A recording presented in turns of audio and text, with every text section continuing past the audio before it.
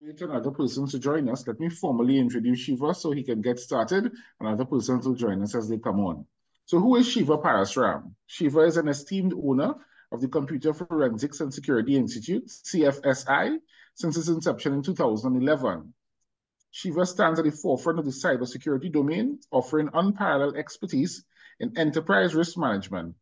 With a distinguished career as a senior cybersecurity lecturer, penetration tester, and digital forensics investigator at CFSI, Shiva has dedicated himself to elevating the standards of information security education and practice. Shiva is also a prolific author, having written 4 books on penetration testing and digital forensics, published by international tech publishing giant Pact Publishing. These publications have become essential readings for aspiring cybersecurity professionals worldwide. Shiva is also recognized as one of the only dark web, data leak, and ransomware researchers and subject matter experts in the Caribbean. Shiva brings a unique and critical perspective to the field of cybersecurity with 20 years of experience and is a veritable InfoSec subject matter expert. Shiva's contributions to the field of cybersecurity are not just professional, but also deeply personal, driven by a commitment to excellence and a passion for safeguarding the digital frontier. Ladies and gentlemen, Mr. Shiva Parasram, lovely to have you, Shiva. Oh, thank you very much. I feel like a superstar after that introduction. All right, thank you very much, Ramon, for having me. Thanks for everybody that for attending. Actually, we have quite an interesting evening here, right? It may be a bit fast-paced at times, but I shall bring up my chat to make sure that you all can ask questions, right? So let me just share my screen so that we can get right to it. Great. Move this all the way. Awesome. All right, so yep, welcome everyone to the Mind Your Business virtual series. So today we want to do a quick talk chat. Please feel free to ask questions also. On what is data and is mind secure, cybersecurity awareness, and your business, right? So yes, it is geared towards businesses and so on, but please feel free to ask questions. Those of you who are individuals, all of this would actually apply to yourselves, right? So I want to show you all some of the dangers that lie out there, but with a focus on how to protect yourselves and your businesses. So even though that you may not own businesses, I'm sure everyone here works for a business, right? If you don't just yet, that's fine. It's good to always be cybersecurity minded, right? Because we want to have a cybersecurity awareness culture type environment, whether it be work-based or even at your home as well. Whatever security measures you apply in your workplace, it should actually trickle over to your home as well, right? Because before we get started, I have one quick question for everybody. Everyone always updates their phones and your laptops and your desktops. But do any of you all update your Wi-Fi routers? That's my question for you guys out there, right? So like I said, feel free to talk in the chat and stuff. I'll try to glance it every now and then. All right, so a little bit about us quickly with CFSI, the Computer Forensics and Security Institute. We do a lot of cybersecurity and enterprise risk consulting. We do consulting for some very, very large companies and some tiny companies, right? Honestly, we have the best prices out there for the kind of experience that we have over the past 2 decades. We conduct vulnerability assessments, penetration testing, incident response, digital forensics, information security awareness training, which is free actually. A lot of people don't know that we offer free awareness training, usually over lunchtime for companies and schools and all of these things as well. All right, so Alpha and Joel are saying no. But sorry, Joel has his router to update every week. Well done, sir. That's more than me. All right, so we wrote the book on it. My good friends and I, we were contacted by Pact Publishing, international publishers, right? We wrote 4 books. I co-authored the penetration testing books with 2 other consultants and lecturers who work at CFSI, Mr. Alex Sam and Mr. Damian Boudou. So we have an idea of what we're talking about. We've written literally thousands of pages on it, and it's actually sold stuff. All right, so some of our clients, you may know Unipets, Maritime Financial, National Insurance Scheme in Grenada, PTRMS, Risk Management Company Canada, Trinidad and Tobago Insurance Institute, Shepherd Financial Technologies. It's a long list of clients, but these are just some that we've done over the past year. Right? Feel free, please, to add me on LinkedIn, right? If you don't have the option to connect, just hit the follow button and I will connect with you, right? So yeah, feel free to reach out, right? I'm usually quite reachable, somewhat approachable, I've been told. All right, so let's get to it one time. I want to let us understand what is data. We know about data. We heard about information, but what is data itself? It's a hard question to answer, right? So data in its most basic form refers to facts, figures, details. Pretty much it's any sort of information at all. But information is actually processed data, but data could be anything, right? Numbers, letters, facts, figure. When you add some sort of logic to it or you process it, then it becomes something useful, which would be information. So the second to last line there, it says data becomes information when it is organized and interpreted to provide some sort of meaning or value. So data could be the number one and the number one. But if you add some sort of function to it, right, like 1 plus 1 or 1 multiplied by 1, 1 divided by 1, whatever it may be, right, then it becomes something that is processed, something that maybe we can use, right? And then I saw this picture here, which kind of reminded me of the data information highway that actually was generated by ChatGPT, believe it or not.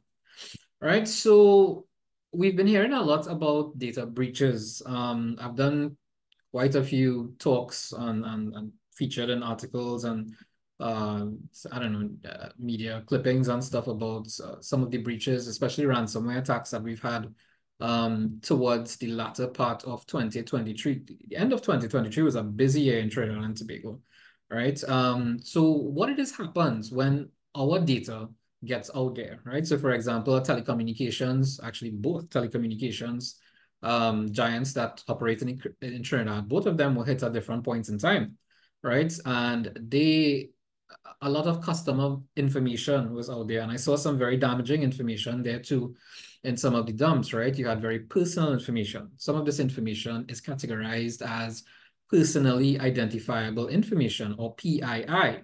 So that can be your usernames, your actual first name, last name, usernames, passwords, email addresses, physical addresses, and not just that, but we saw that you had ID cards, you had documents with signatures. Even from a business perspective, there were documents about businesses, right, and information pertaining to businesses. So you know, why is this important then? This customer data important? And why is it so important to protect not just customer data, but remember, this is your data. You are a customer as well, right? When you think about the breaches that would have happened with the two telecommunications giants, some of Trinidad might be with one, some of Trinidad might be the other. Some people are with both of them, right? Because we have different services being offered. So it's safe to say that every one of us were probably affected in some way or the other, right? But as far as the companies go, you know, trust and reputation for a bit may be affected depending on the size of the company. I mean, if the companies are the only choices, well, you know, people won't be bothered. Interestingly enough, I don't think Trinidadians take confidentiality and privacy too seriously because I don't think they know about what could actually be happening. So I'm here to help you all understand what could take place as well. You know, should your data be out there, should your company's data get out there as well? And it can be quite damaging, right? I remember reading some comments on Facebook with a woman joking about it, saying that, you know, unless hackers manage to put money into her bank account, that's the only way she would pretty much take this on, right? So we either desensitized to all of these things happening, or most people are just not aware of what could actually happen, the dangers of what could actually happen. It is something very invasive. It's something that leaves you feeling very, very vulnerable to have hackers take your data because I've every week I have to help people you know, try and recover their accounts or their phone numbers or email addresses, banking information. And most of the time there are a few things I can do at that point in time, except direct them to other resources. Right. So where regulatory compliance is concerned, there's not much. We have the Data Protection Act, we have the Computer Misuse Act, Interestingly enough, the Central Bank of Trinidad and Tobago, they recently released a bunch of guidelines that you can follow and stuff. And it's actually some pretty good guidelines. I think I do have a link to it. So what I'll do is that I'll share the slides in the at the end of the presentation, but you all can feel free to reach out to me at any point in time also. Right, for companies that are here listening, I will be offering a free dark web scan for your companies, right? It's something that I actually want to offer on the whole to everyone. Just, CFSI's way of giving back, because the company is actually 13 years old this year. So let me try to make sure and give back something every year. So as y'all can either reach out to me, or you can reach out to your gracious host, Mr. Ramon, and I'll let you all know how to qualify for the dark web scan and so on.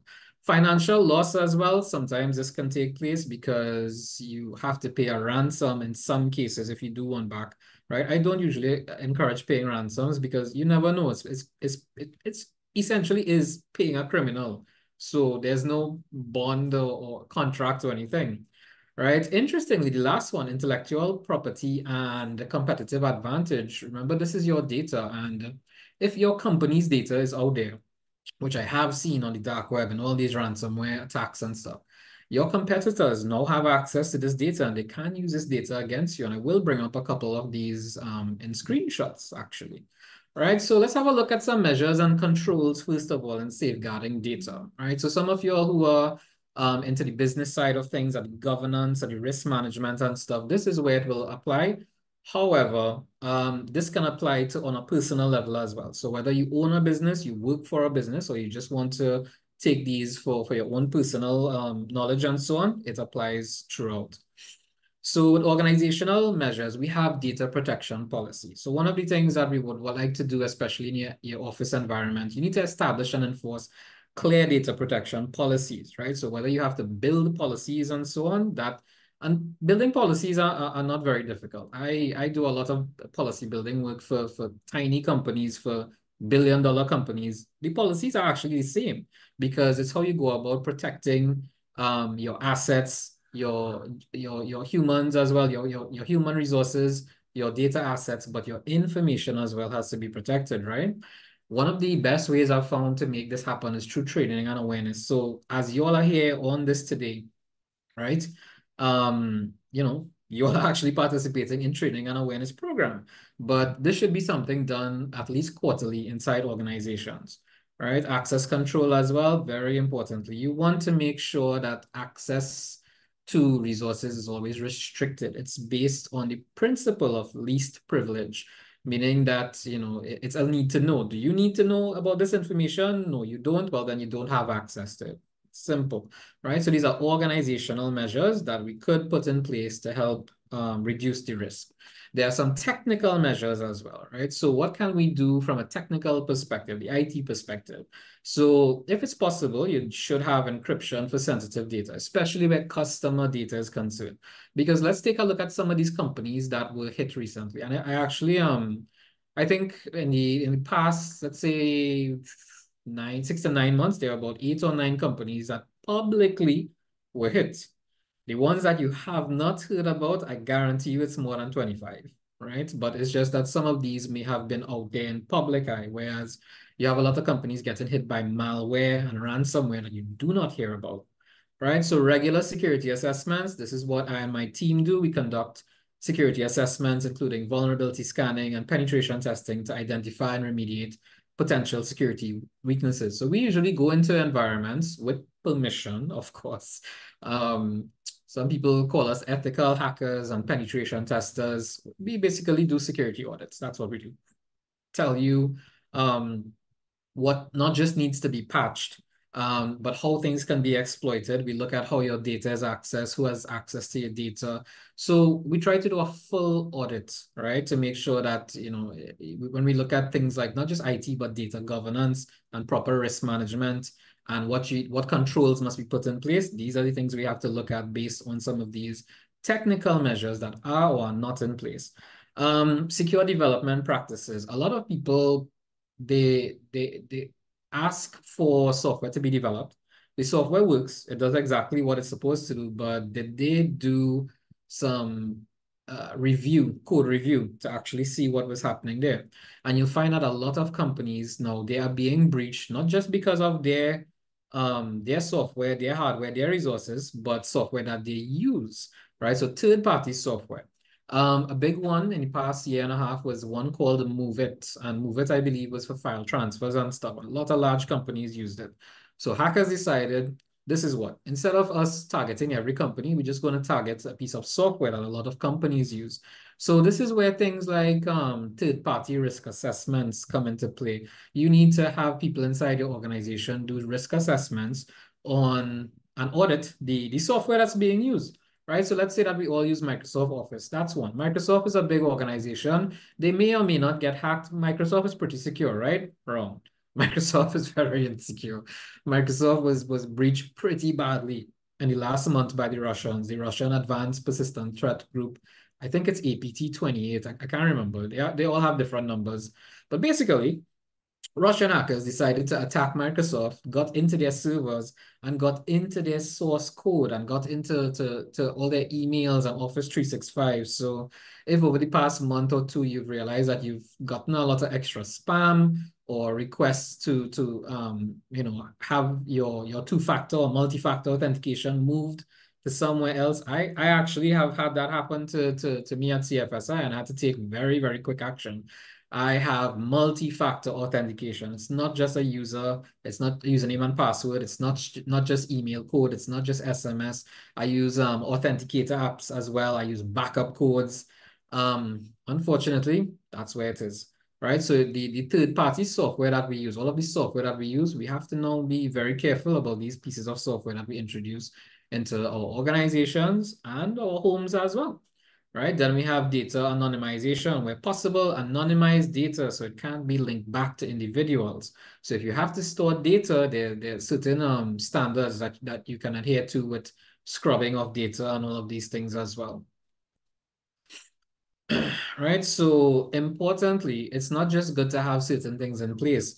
We need to have a plan in case things go wrong. So just like, if something goes wrong in your home, you try to call the emergency services, all right, and hopefully they respond in a timely fashion. In the same way, in a working environment, we usually have, let's say, a fire warden, right? So in case a fire breaks out, someone puts on their jacket, everyone knows who the fire warden is, you've had drills. In that same exact way, we are supposed to have an incident response and incident management plans, right? It must be well defined. You don't have to reinvent the wheel. There are incident response plans out there. We develop plans as well for individuals and companies. It's pretty much standard, but you just have to make sure that it's tailored for yourselves and your organization. Data backup and recovery. You have to be very careful about the way that you back up your data. I hope that some of you all don't have companies where you just back up stuff on flash drives and leave it lying around. You back up stuff on an external drive, you leave that in a drawer somewhere. Maybe for the smaller organizations, this is actually a bit of a challenge, but just because you're a smaller organization does not mean that you will not be targeted. And when we get to ransomware, I'll explain why. Right, so make sure that your data is backed up. If you have a cloud backup, that's great. What I would recommend is that if you have cloud backup, write to them and make sure that you have some sort of a rollback feature, because in case you get affected from pretty bad malware or ransomware, virus, Trojan, something like that, you can always roll back to a recent period to try and recover, hopefully recover your data. I remember when one of the hospitals in Southwest Hospital, I believe, was hit last year. They had a big issue with getting back their data and getting back to the point where they were, right? Another ministry was also hit middle of last year, I believe. It took them, I think, months to get back on track, right? So your data backup is one thing, but make sure that your data backup actually works. It's a process to go from backup to recovery. It must be streamlined. It must be well-defined as well, to make sure either your customer data, your client data, your data, right? If you're just an individual and you have to back up your data and stuff, backing this up on a hard drive or flash drive, great. But what happens if that flash drive or that hard drive crashes? Because it's technology. These things do happen, right?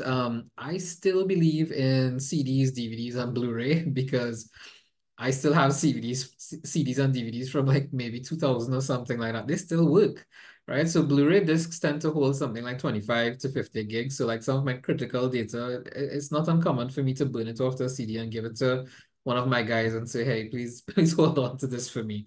So that's cold storage, meaning that it's not on site, it's off site. And if something happens, unfortunately, God forbid, I could still have a way to recover some of my sensitive information because someone else who I trust is storing my data. However, if something happens to that data across there, well, things happen. Right? For companies in particular, we have legal and compliance measures, right? So in the Caribbean, we really don't have too much right now. I'm hoping that CARICOM actually works on this, and I think they are, right? For example, the European Union and some Caribbean islands do fall under the European Union, like Curacao and Saint Martin and stuff. Um, they fall under the GDPR legislation, right? Meaning that they are guided by certain rules and principles. I think under GDPR, if a company is breached, whether it be ransomware or otherwise, I think they have 72 hours to report that breach, or else they could be fined up to 25% of their gross profits. That's a lot. Right. We also have something less stringent, like a data processing agreement. But again, it depends on the legal aspect, how it was created. So when you use a third-party service or vendors, ensure that data processing agreements are in place that require them to adhere to the same data protection standards. If you have some sort of third-party company, whether it be HR or accounting or IT, whatever it might be, make sure that they are compliant because you are handing over some data, or they may be uh, some way accessing your data. So it's always a good idea to not just take a service just because it's good, but how do they store it? Do they store your data to begin with? What about your personal data, your client data and stuff? And what is done with this? How is the data transmitted across? So we have to look at things that such as what security measures are in place for data in transit? Are they using HTTP, HTTPS, TLS? So again, it goes back to some bits of technical controls that are put in there, right? So let's get to a little bit more exciting stuff. I spend way too much time on the dark web, right? Dark web, I do not recommend that you all go on the dark web. I've seen some things that have caused me to not go on the dark web for a couple of months at a time. There are a lot of criminals on the dark web. There are a lot of, I don't know, there are a lot of psychopaths on the dark web as well, right? So basically the internet that we use, the regular internet, that's called the surface web. Then below that, we have some websites and stuff that you can't access. There's no www.cfsi.co, for example. These dark web addresses, they end with .onion because they use onion routing as a different technology. So all these sites and stuff, they don't have regular names. It's very difficult to find some of these sites. Yes, there are sites like I think there's something called the Hidden Wiki that it acts as a directory, but it's limited, right? But the dark web, first of all, let me just state before I move on, I really don't recommend that any of you go into the dark web because the chances are you could most likely get infected or hacked, right? If you go into the dark web, it is not a safe place to be. It doesn't matter what antivirus you have. If you try to go through it on your work internet and your personal internet, you could get infected. And this is another reason why I tell people try to stay away from public hotspots because you have no idea who is connected to that hotspot, right? I can do a lot of things to other people's machines if connected to a hotspot. So a lot of things you may see on movies and stuff, yes, it is actually, it's not easy to do, but I have 2 decades experience in the field of cybersecurity. So of course, I'm a practitioner in what should be done and what people shouldn't do. So these are some of the ransomware attacks that took place recently, the big ones in particular. So I've blocked out some of them because some of them were not made public in particular, right? So you may have heard about Digicel was out a long time ago in 2021. A massive insurance company in 2022, Massey was in the news. by the Hive Group. You have other insurance, oil and gas industry, a different ministry.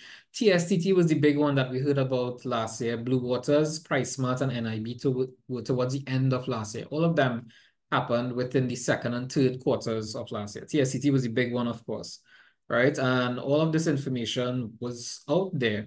The one for NIB, I have not heard anything about that, and I don't really go probing. I'm not the one to tell the public that this company was attacked and that company was attacked, because when you think about it, at the end of the day, they're all victims, right? This is why we call them attacks, right? So all these companies here are actually victims. So these are some of the groups, and the Data Leak, Hive, Royal, Lockbit, RansomX. Those are the attackers. Those are the threat actors in the ransomware groups in particular. Right. So I just took this snippet from my LinkedIn page. I'm always posting about ransomware updates on my LinkedIn page.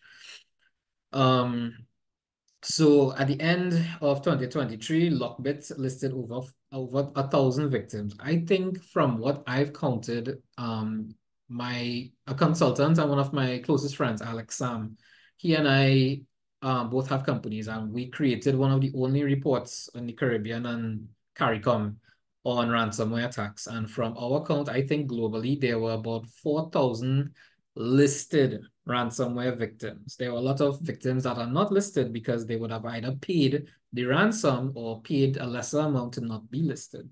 Ransomware is a huge business, right? Ransomware totaled over 1 billion US in payments just for 2023 alone, right? So it is getting worse out there. And then, of course, with things like artificial intelligence and quantum computing, what have you, it unfortunately, it'll only get worse.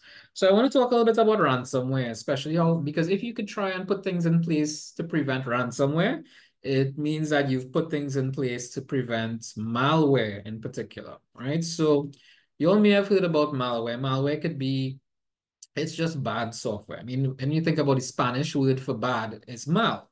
So you have software, or malware might mean badware. I'm not sure if that's where they got it from, right? But ransomware to me is the scariest topic of today because it locks up all of your data, and then they threaten you to release this data if you don't pay them a ransom. So they extort you by locking up your data and tell you, okay, pay us 1 million US, for example. And if you do that, then we'll give you the key to unlock your encrypted data, right? So they encrypt, or they lock up all your systems on your data, all your files, your especially business files, your PDFs, your emails, your Word documents, Excel, database, whatever have you.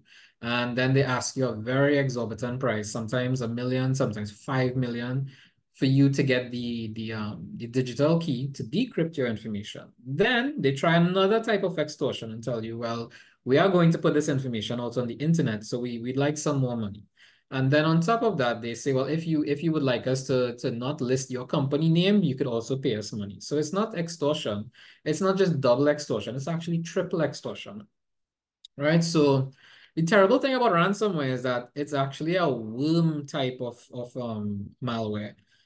Viruses and so on require you to do something. There's some sort of action that's required from you, the user, meaning that you'll have to download something and double click on something, install something for the virus and the Trojan to run. But a worm, on the other hand, self-replicates and self-propagates on your network. So for example, if you get a worm on your flash drive and someone it gives you an infected flash drive and you put it into your home computer or your work computers, whatever, it will automatically spread across the entire network.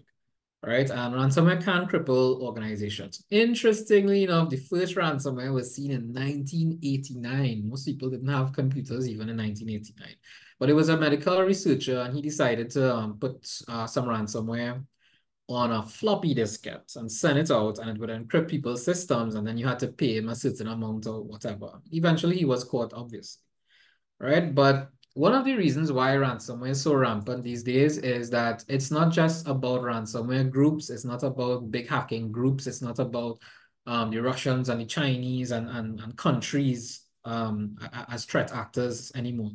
There's something called ransomware as a service. This means that anybody, anybody, right, could actually try to become a ransomware affiliate, meaning that I could go ahead onto the dark web find one of these sites like Lockbit, for example, which is the most successful one out of all of them, and reach out to Lockbit. They have an entire help desk portal and ticketing system. They have rules and guidelines for you to read through.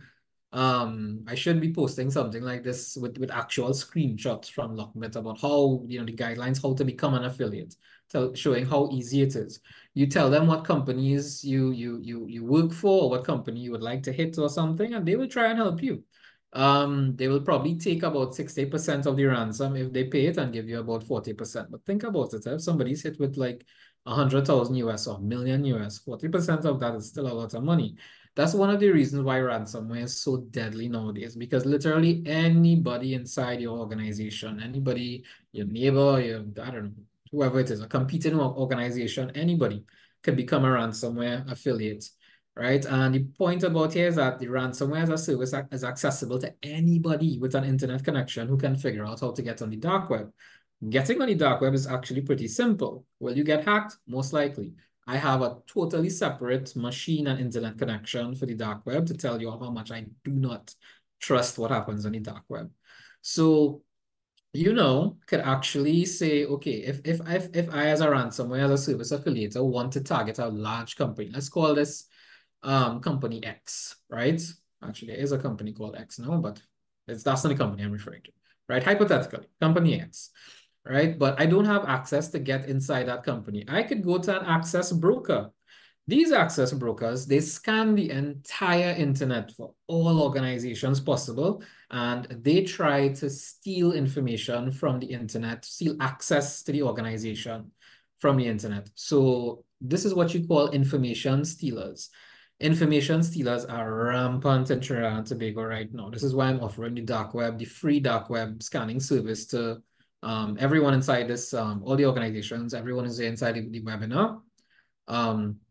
Because what I've noticed is that almost every company, the smaller companies usually are safe most of the time, but I found that some of the larger companies, especially ones that are a bit profitable, their information is out there. I found usernames, passwords, portal logins and passwords and stuff like that, VPN access.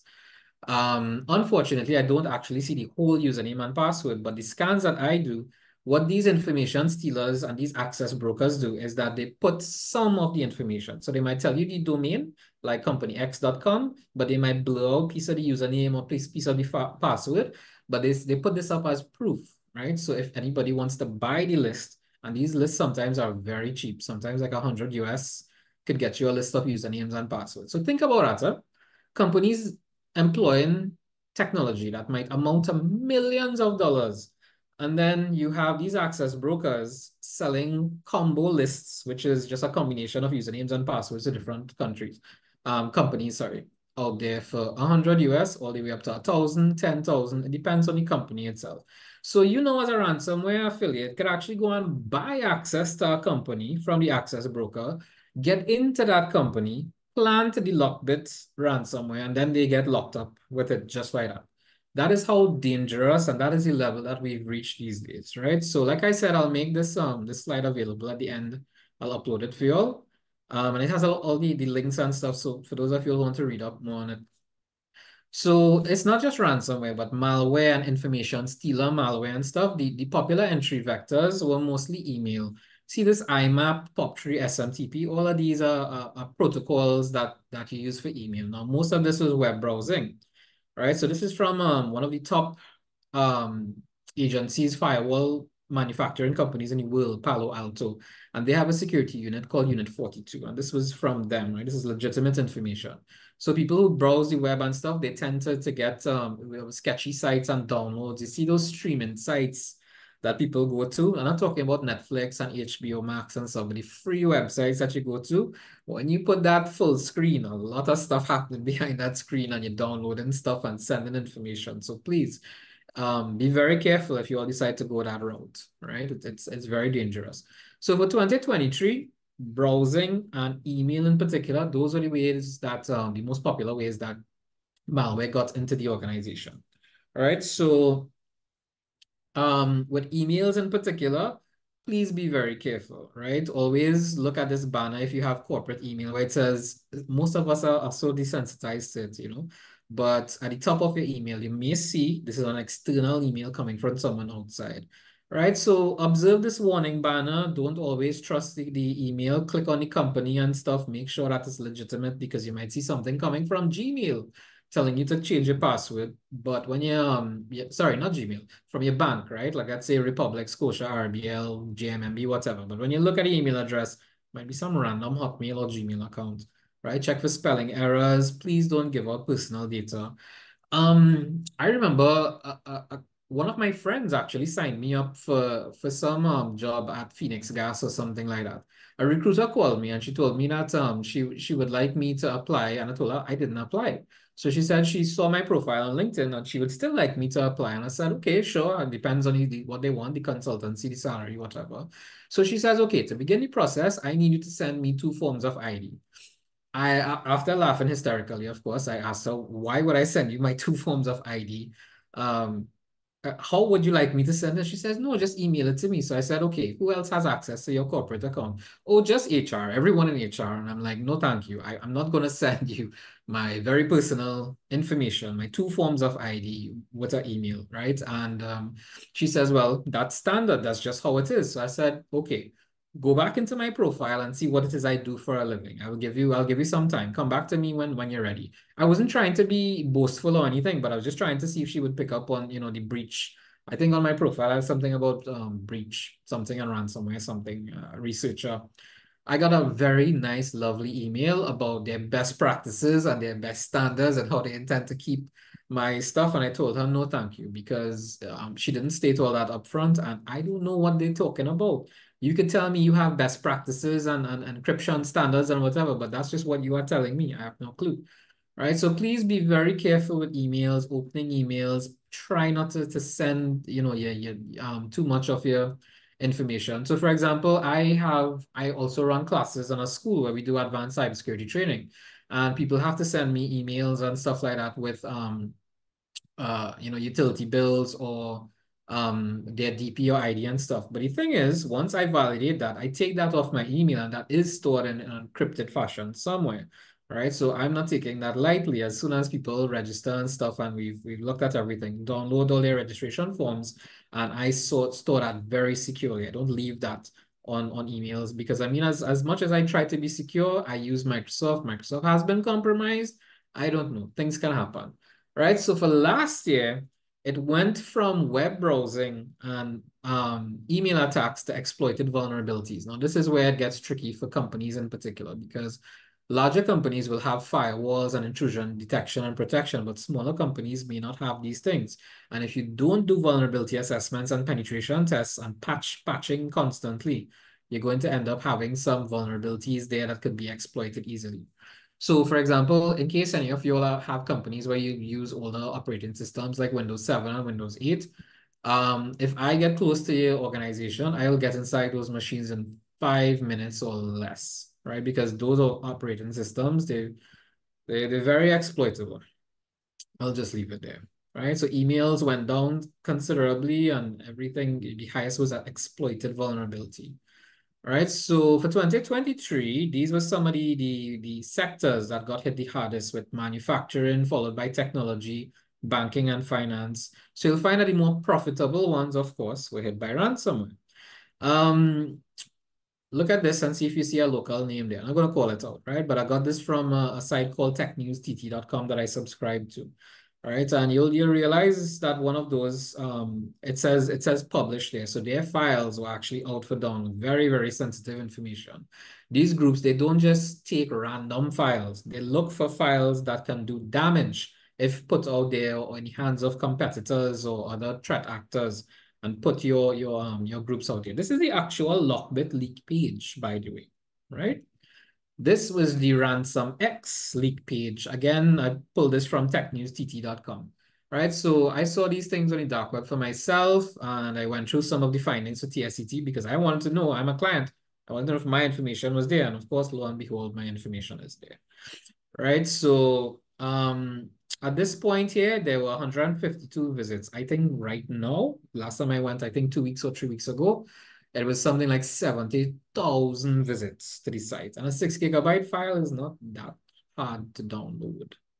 right? So if you do get hit with ransomware and stuff, this is what it looks like. It mightn't see the same extensions like Crypto and Locky and stuff, but all your file extensions usually change. And this is how you recognize that, unfortunately, you've been hit with ransomware. So I've been talking about ransomware in the millions of dollars, but locally, there are companies that got their systems, critical systems locked up, encrypted, and the ransom payment was only 500 US. It was actually 1,000 US, and apparently they said that you could get a discount of 500 US. It's by a ransomware group called Stop Ransomware, ironically, right? But their game is that instead of trying to target companies and ask for a very high ransom of millions or hundreds of thousands or tens of thousands, they just ask you for $500. And what they say is that, companies people are more willing to pay us 500 US than a million US. And unfortunately, they might be right, because I know companies locally that got hit with this and they did pay the 500 US. Sometimes they get it back, sometimes they don't get back their data. All right, so this is the report that my friend Alex Sam and I did for CARICOM and the Caribbean. We couldn't find any information about ransomware in CARICOM and the Caribbean. So we decided, all right, we'll go on every single ransomware site that we know and pull the data about what happened, right? So I have a link there to the report as well that we did. All right, so the thing is, these groups, it's not just ransomware groups, but any hacking group, any malware group, groups that want to spread viruses, steal data, your competitors, they discover the targets or your company very, very easily, right? And they watch the news as well. So for example, while all that was going on with TSCT, I think 2 days after TSCT or a week after TSCT was breached, they put out a statement stating that they had a $300 million profit. That's not something that I would have chosen to do days after getting hit by a ransomware attack, because I was telling a lot of people in the media that usually once a big company is hit once by ransomware, the following year at least, they get hit. So unbeknown to me and the majority of the public, this ransomware attack that happened on TSCT last year was actually second ransomware attack. There was one previously. So it goes back to what I was saying, that companies have to be very careful, because large companies, the larger the company, the more people you have, the more systems you have, the more hardware you have. So that's what you call your threat landscape and your threat surface. The larger the company, the wider the threat landscape and the threat surface, meaning that the more vulnerable targets you may have, right? So they search the news, they could actually, number 5, they could purchase combo lists, right? You could even go on an app called Telegram. There are things there for sale. Now, of course, these are criminal organizations. So if you go on Telegram, you find a combo list for sale with a company that you want, you pay them in Bitcoin, there's no guarantee that you're going to get this combo list, right? They could very well just rip you off. But this is something that I did, right? This is a browser that anyone can visit. It's called Shodan. I pay for this actually because I need this for my research. I entered this here, which is country TT, because I wanted to see what exists. So it showed me all of these companies here coming up and where they were coming up in Arima, Chagonas, Port of Spain, how many devices. So Shodan is actually a browser that scans the internet for devices connected. So my company, if I have a firewall, for example, or a router or CCTV cameras connected to the internet, Shodan knows about it. Unfortunately, it's used by security researchers like myself. It's used by security engineers, but it's also used by threat actors, hackers, dark web groups, and stuff. So I found this, right? It is going through Flow. It's a computer that's connected by Flow. It's a company in Port of Spain. I had to block out the company name there. And they also had a username there, right? And I'm not sure if you all could tell here, but this is Windows 7. And I said previously, it takes me 3 to 5 minutes to get inside a Windows 7 system. This is facing the internet for all of the planet to see, right? I don't want to say too much. It's a big company, and it's a company that was hit previously, and it's still up. For some reason, it's still up. All right, so for you all out there wondering what you can do, please utilize endpoint detection and response. That is one of the only things that could help you out in trying to prevent ransomware attacks. Endpoint detection and response. There's some called XDR, which is EDR with analytics. And for larger companies and smaller companies, you could employ something called a CIEM, right? A Security Information and Event Manager. There's one called WASA. WAZUH. It's free. It takes a bit of know-how to set up, but it's free, right? So companies small and large could use it alike. It is used by multi-million and billion-dollar companies as well. But you see this EDR, this is what is needed in companies these days, right? So reach out to if you have providers and stuff or your tech people, let them advise you on which EDR to get through it. I think even one of the popular, cheaper ones might be Malwarebytes. Malwarebytes, I think, has a good EDR, right? But you know, look around and see what you get. So if you are infected by malware or ransomware, one of these things, what should you do? Right? You notify your supervisor, you contact your IT manager. If it's personal at home, disconnect your device from your network. If it's plugged in, unplug it. Make sure if it's Wi-Fi, disable the Wi-Fi. Do not switch off your machine. The reason why I'm saying that is because if you call a forensic investigator or an analyst like myself or anyone else in Trinidad CCERT or something like that, they will tell you don't switch it off because the first thing we usually have to do is do a RAM capture. We need to capture your RAM or your memory. The reason for that is because whatever you used most recently, it's stored in RAM. But if you switch it off and restart your machine, that RAM going to be wiped, right? And if your RAM is wiped, we have a very difficult time. So some of the things I could get in the RAM would be the processes that were run on your computer, what programs you had open, what internet connections were made, what network connections were made, what users were logged on, what times they were logged on. So it's a lot of good information that's used for investigation.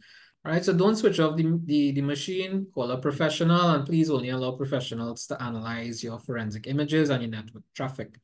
All right, so I've put 10 measures to ensure cybersecurity in businesses, but it also applies to personal stuff as well, right? Please make sure you use a strong password. A strong password is not 8 characters long anymore. A strong password is 16 characters now. Yes, it could be complex, but you see this thing with replacing the S with a $sign and the I or the L with an exclamation mark and the A with an @ sign. Of course, hackers know about these things, right? We have programs that know about these things. So the best passwords that you have now is, yes, make it a complex one, but use a passphrase. And you see, as being Trinidadians, we have a lot of dialect and slang, right? I think Movilang and Cantankerous or something should be dialect, right? But use that. Use the Trini dialect and stuff that you would not find in a dictionary, right? Mix it up a little bit, and you could use a passphrase. Somebody was telling me they use something. What you the day, I the dong day, which is kind of repetitive, but you get the point, right? Use your slang as a password. Make sure it's 16 characters. 8 characters for a password, I will crack that in 5 minutes. 10 characters, I have a machine that could crack that in maybe a day, right? And my machine has, talking about like 164 gigabytes of RAM with 28 cores in a AMD Threadripper. I have some hardcore machinery that I use for pen testing, right? Please apply patches and updates to devices, including your printers, your TVs, your Wi-Fi router, which is why I asked about a Wi-Fi router. How many of you all, actually patch your routers and stuff, right? Limit access via least privilege principle. People don't need access, don't give them access, right? So you apply patches, you apply updates, conduct regular internal, external, and dark web vulnerability assessment, especially businesses. You can't do assessments once a year anymore. It has to be continuous monitoring. A lot of my clients, I do bi-monthly scans for them, meaning once every 2 months, I do scans for them. And every 2 months, something new coming up, right? That's why somebody's asking, what does patching mean? Patching means that you apply updates. So you see now and then, even your phone asks you to take an update, and you might have to restart your phone. Same thing for computers, laptops, your Kindle Fire Stick. If anyone uses Android boxes, please throw them away. Those are very, very bad. You see, even your CCTV cameras and your DVR and your NVR, they need to be patched. Even this popular one, Hikvision or Hikvision, however you pronounce it. Everything that could connect to your network, that could connect to the internet, everything needs patching or updating. So even your Microsoft computers, sometimes you have a big meeting and you have to join online, and Zoom updating, Microsoft updating, Windows updating, everything updating, those are patches. right? So educate your employees to create a cybersecurity awareness culture, do cybersecurity awareness training. CFSI offers a free 1 hour training if you're interested, lunchtime training. Make sure you use encryption of data and make sure that when you're transmitting information across the web, whether it be email or you're logging in, next time you're logging on your desktop, for example, to Amazon or Gmail or whatever, look for that HTTPS, right? And your transport layer security and stuff like that. Right. So, because if someone gets hold of your data, and this is what being asked of me, what happens if someone steals your data? Let me interrupt this list to tell you all exactly how bad it could be. So, a lot of banks right now internationally, not just banks, but companies, they use something called KYC. KYC stands for Know Your Customer. Know your customer means that you have to submit certain documents to them, right? So you submit via email or some email that you use, not just a personal email with your name, any email, but you give them documents, right? Like maybe they might ask for your ID, maybe they might ask for a utility bill, they might ask for your address, your ID card. So let's go back to TSCT. I saw all of these things there. I saw company letterheads and the owners of the company's passport, the bio data on the passport, their ID cards, the letterheads had signatures on it. So imagine they know somebody could actually steal that data and try to open a bank account with it, right? So you have to be very careful about what data is out there. So if people steal your data now, the chances are they could do all kind of things. Because imagine somebody could open a bank account with your stolen data. That's why it's really, really bad out there, right? So try and handle your backup process. Make sure that your backup securely, test them, make sure your backup is working, because if your company gets infected, your backup could get infected too. So it makes no sense trying to recover from your backup sometimes, right? Develop an incident response plan. Make sure there's a designated team inside of there as well that is, they know how to respond, right? So your IT team, if you don't have an IT team, have an IT personnel or somebody like that. You could hire companies to do all these things to you. Someone is asking, do I need to hire a company to help me with IT matters? Sometimes you can't do it yourself. Sometimes you may need IT, especially for the vulnerability assessments and stuff. It might be better to get a third party to come in. It doesn't have to be overly expensive. There are some smaller companies that I do like testing once a year. Some of them are like maybe 5,000 for it. And this is a detailed report I'm talking about. Sometimes like 50, 60 pages and stuff of work that takes a week or two. So it doesn't have to break the bank. But yes, the larger the organization, the more work, the larger the reports. And of course, it gets more expensive. But assessments don't have to break the bank. Even if you do them once a year, twice a year, it could run, let's say, starting from 5,000, go up to, I think most companies like 9 or 10,000 max for people that have companies with 10 or 20 people or something like that. It depends on what they need, right? So automated backup processes where we left off, develop and implement a clear incident response plan, control physical access to your storage. Don't just have, your machines where people can walk off with them. Access to, if you have server rooms, for example, please make sure those are locked. And you might want to have biometrics and stuff with keypads, something like that. For companies that could afford it, you could use intrusion detection and prevention systems, log monitoring. Some companies even have implemented with their endpoint detection response AI. So I think Malwarebytes and stuff, they start off on the cheaper side, but the more you spend on endpoint detection response systems, of course, the better the capabilities I guess. Right, but effectively, what you want to do with all of these things is really to promote a culture of security, cybersecurity within the organization, so that people are encouraged to say something if they notice something suspicious. If they see a phishing email and you're not sure, instead of downloading the attachment, you call um you you call somebody. So someone is asking, have you seen local banks on the dark web? And I certainly will choose to stay quiet on that one. By my reaction, I mean you all could I have seen a lot of things on the dark web, right? But I don't think I should answer that one there for legal purposes. Right. So what I also suggest is that you all look up the Central Bank of Trinidad and Tobago cybersecurity best practices. I've also put the link there for you all. Right. Feel free to just, download it, look at it. I've also sifted through it a lot so that in case people have questions and stuff there, you could always reach out to me and ask me about it and stuff. I'm not seeing the ability to share the slides, but I will send these slides to our hosts and maybe y'all can reach out to them, email them and ask them for it, or you could just get it from me on LinkedIn or something like that. Just reach out there. I'm seeing that I have the ability to upload from everything else except my computer. Right. On that note, right, y'all can take you can take a picture of this if you want. All right, that's my email, info@cfsi.co. The website is cfsi.co.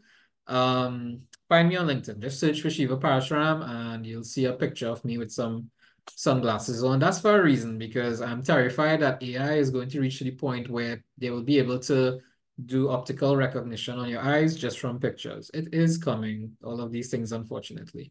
Right? We have an entire channel. We have regular webinars and workshops on something called CFSI Cyber Fence. Right? We're also on Instagram at only at CFSI. So, any questions from anyone in the audience? Please feel free to ask now. We have a couple minutes remaining. Other than that, I shall hand you all back to our host, Ramon. All I can say is, wow, Shiva, wow. We have been taking some screenshots and sending to the members, and we've really been getting some feedback. Persons have been messaging left, right, and center. Thanks, everyone, for coming on. We have a few moments for some questions. And Shiva, I want to start by asking a question. Sure. A few years ago, we had a challenge where our Facebook account was hacked. And we spent a considerable amount of time having to rebuild it. And it really set us back a bit in terms of having to recreate, having to repost, having to create the whole environment, and of course, tighten our security measures. What is something you'd recommend to some of the smaller companies, for example, that rely on social media as their main tool to market and communicate their businesses, given limited budgets? Yeah, that's a great question actually, because I get requests about this weekly. Employ multi-factor authentication. So don't just rely on your username and your password, right? You could download either the Microsoft Authenticator or the Google Authenticator. You have them for phones and stuff on your Android phone, on your iPhone and stuff. I use the Google Authenticator because with all this drama that was happening with Microsoft and their hacks recently, a little untrusting. So basically, what will happen is that when you log in and stuff from a new device, it will ask you to provide a code from this authenticator. Yes, you could go ahead and have it sent to your email or your SMS or something, but if someone steals your phone, you have an issue there. Also, your email could be compromised. Your phone can be compromised easily because there's a lot of SIM swapping happening in Trinidad as well, where people your SIM cards are being cloned. And if your SIM card is cloned, well, your WhatsApp and all these things can be cloned as well. So everything that has additional security, please employ the multi-factor authentication. So choose all the options. Do the SMS codes, the email, the authenticator applications, but specifically, please use the authentication applications. And while I'm on that topic, you see your bank accounts and your credit cards. For all your credit cards, all of you who use credit cards, go into the setting. It's on every app on your phone and stuff as well. Go into the setting and there's the ability to lock your credit card. So when your credit card is locked, new transactions cannot take place. There's rampant credit card skimming going on these days. So please look at your credit cards, whether it be company credit cards, personal, lock them when not in use. Set your email alerts and stuff, your phone alerts, whatever you have. It's too easy to skim debit and credit cards, right? So I hope that answered your question along with everything else. Yes, thank you. I'm going to open up the floor. We have time for possibly about 2 more questions. I know persons have been messaging Shiva via the chat. Anybody wants to ask a question, feel free to ask now.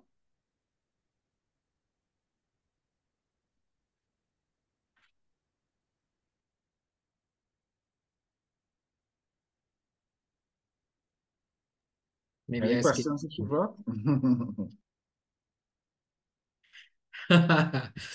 Everyone shy. Yeah. Oh, look, it's Alex Sam. Alex is one of my other hacker people that I employ to do Okay. penetration tests. Alex wrote the report that we published together with me, right? So what I will do, I'll send the slides to Ramon, and you all can someone asks what oh, okay, there we are. What security measures can we take when building websites for yourself?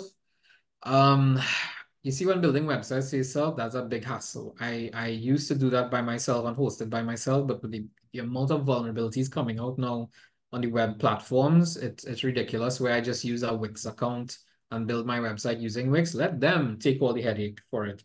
But if you have to build your own websites, it's constant patching. Every day almost, you have to look at patches out there, right? And see what you have to apply. So you have to be a web developer and a business person one if you decide to go that route. But you see the multi-factor authentication, when you want to log in and stuff, make sure that you have multiple ways to authenticate yourself, right? So someone says it seems best to stay off the net. That's actually not a bad idea, but unfortunately it may be impossible.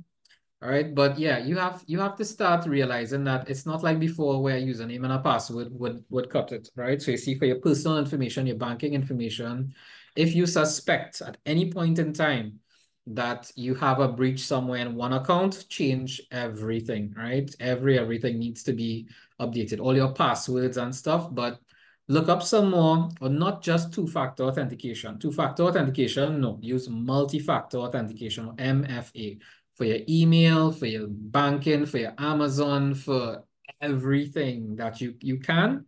Enable multi-factor authentication. Try out the Google Authenticator app or the Microsoft Authenticator app. They provide codes, right? So that when you log in and stuff, they will ask you, should I disconnect the router at night? If you want to disconnect your router at night, please, by all means, you go ahead.